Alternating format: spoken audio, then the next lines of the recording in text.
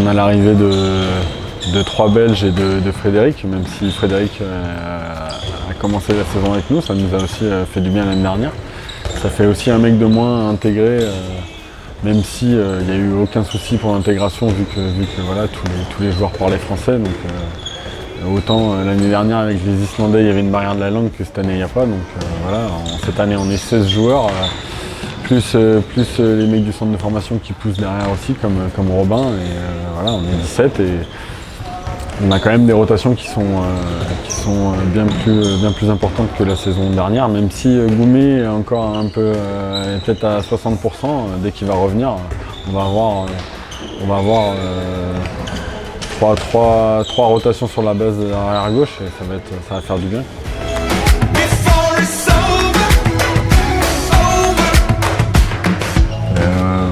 Moi je considère qu'un capitaine doit être irréprochable. Après moi j'ai pas la prétention d'être plus capitaine que Sylvain. Je pense que ça a changé, mais l'année dernière on était déjà capitaine et vice-capitaine. Moi je suis pas quelqu'un qui prend forcément la parole au niveau du groupe, mais voilà, quand il faut faire passer des choses, quand il faut faire passer des messages, moi je suis là et c'est vrai que Sylvain a toujours ce rôle de capitaine de vestiaire qui est toujours dans la bonne humeur, dans le truc. Et puis moi je suis un peu plus peut-être le capitaine du terrain dans le jeu, dans aller voir les gars et ceci et cela. Donc voilà, je pense que ça peut être que bien d'avoir le capitaine de l'année dernière plus le nouveau capitaine de cette année.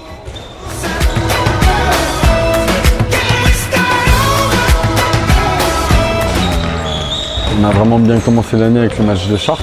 Moi je trouve qu'on a été costaud, que ce soit défensivement ou offensivement. On a un match qu'on a mené, on va dire, du début à la fin. On ne s'est jamais vraiment fait peur. Saran est dans le même principe, sauf que le résultat n'est pas là. Ce qui est dommage, c'est que quand on regarde la vidéo, on peut vraiment s'en prendre qu'à nous-mêmes. On a un ballon de plus 3 à 10 minutes de la fin.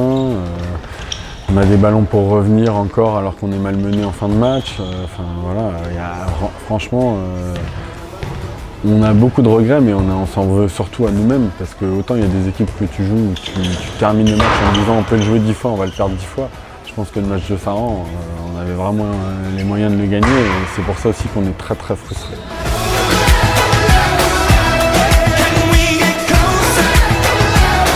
On va essayer de faire un coup.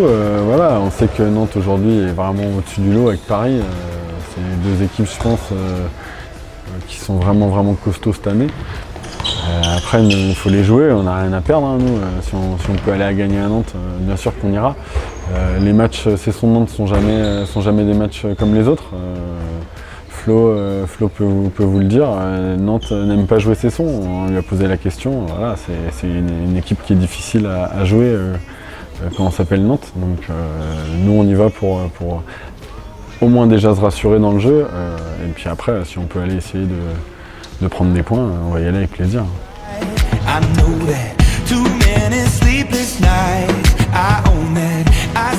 C'est sûr que se maintenir cette année, ça reste l'objectif principal du club pour pouvoir redémarrer la saison prochaine dans la grande salle.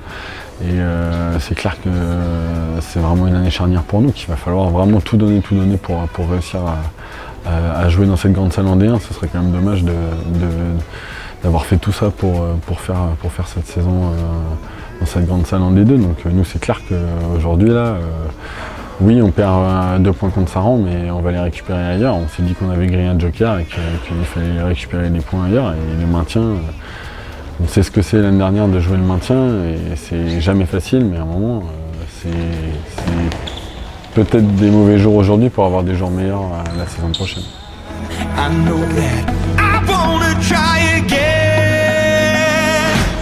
Il y a des victoires à Nantes, il y a des victoires à domicile aussi.